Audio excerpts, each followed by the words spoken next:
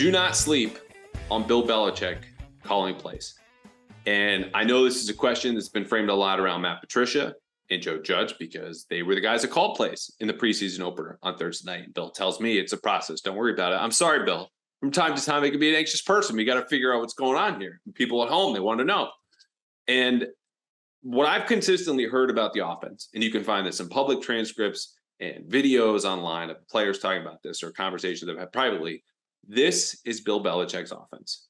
It's his design. It's his vision. It's him talking to Mac Jones and the receivers and the offensive linemen at different times at camp. Mac Jones is the one who first told us this is his vision publicly. And he was involved in play calling late in Wednesday's practice during a 2-minute drill.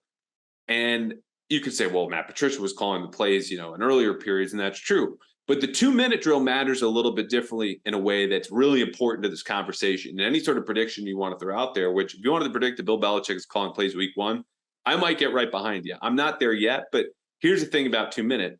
Those plays are not scripted like you do have in earlier periods where the Patriots know they're going to run, certain pass concepts and they're running them against certain defenses and they want to see how they work and how the defense reacts and the offense fights through it. This was you're calling plays on offense as the Patriots against the defense and the Panthers that you don't know what they're calling. That's not scripted.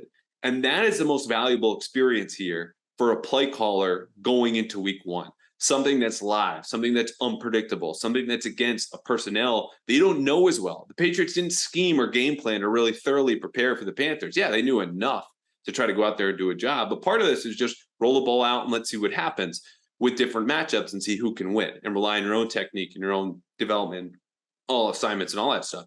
So when Belichick is taking over in that moment and taking that experience for himself, he's also taking it away from Patricia and Joe Judge. And now let's stay with Patricia and Joe Judge for a second. Patricia called plays for the first quarter. It was him and Brian Hoyer, and that was it.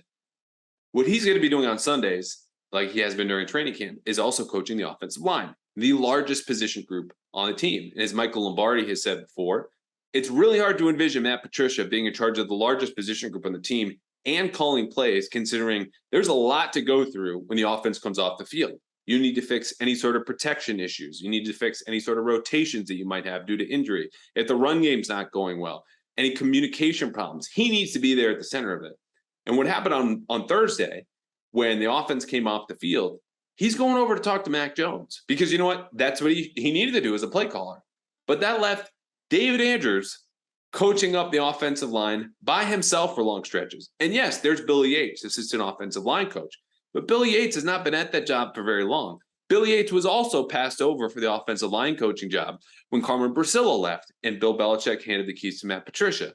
So that cannot sustain through 17 games of the regular season. Matt Patricia turning his back to the offensive line, which consists of almost half of the offense, 5 of the 11 players in the field, even if he's talking to the quarterback, because Mac Jones is a pocket-bound guy, is not going to go anywhere if his offensive line can't provide some protection.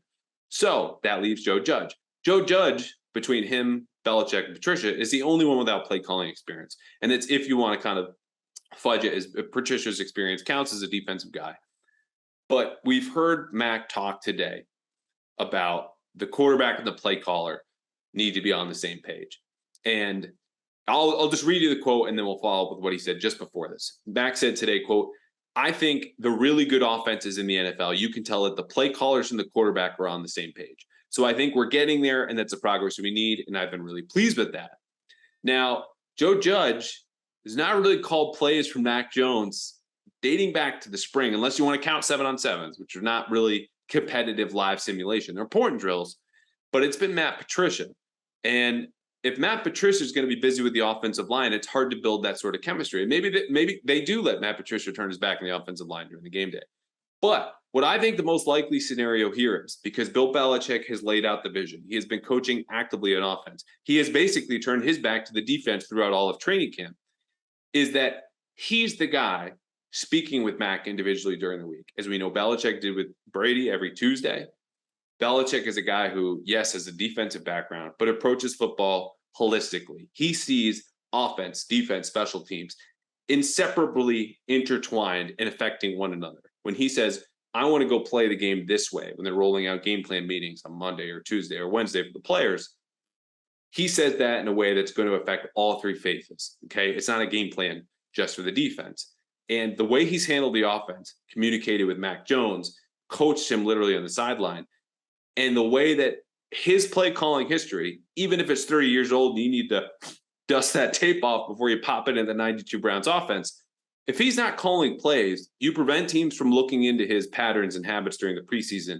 And if you protect his identity going into one, you prevent them from looking at that Browns tape. And you might say, what are you talking about? There's no value in that 30-year-old tape. That's a fair take. But you know a person who might bother to dig up 30-year-old tape to look at a coach he's going to see week one? Bill Belichick. So I think Belichick would serve himself, or think he's serving himself, by not identifying himself as a play caller or the offensive coordinator, when in reality, from the people I've talked to behind the scenes, and again, people you've said publicly, this is Bill Belichick's offense. And one of those quotes was something Mac Jones said right before the quote I just gave you. Because it might sound like Patricia's the play caller. However, from Mac Jones about the offense making progress the last 10 days, quote, I think we laid our foundation of what we want to do, what the coaches want to do. We've definitely bought into that. There's things that I've done in the past. There are things that I like, and we're trying to incorporate them more, or things that Coach Belichick sees on film. He's like, hey, what do you think about this? So it's very fluid, and for them to be able to take some of our thoughts is really important. Belichick is the first coach that comes into Mac Jones's mind as he says that. Maybe because Bill Belichick is the one he's most in contact with. Maybe because it's Bill Belichick in charge of the whole offense. Maybe it's because Bill Belichick will be the play caller, as he was for a very key stretch of Wednesday's practice. And you might say any one of these pieces of evidence is a stretch to pull out and say Bill Belichick is definitely going to be the play caller. That'd be fair. I'm not saying that. But the first thing is, don't sleep on this, because I think the one person most experienced and best positioned to do this is Bill Belichick. It's going to be his offense. Who better to run it than the guy who built the system, picked the quarterback, and has now been coaching him individually and taking his feedback as they make progress.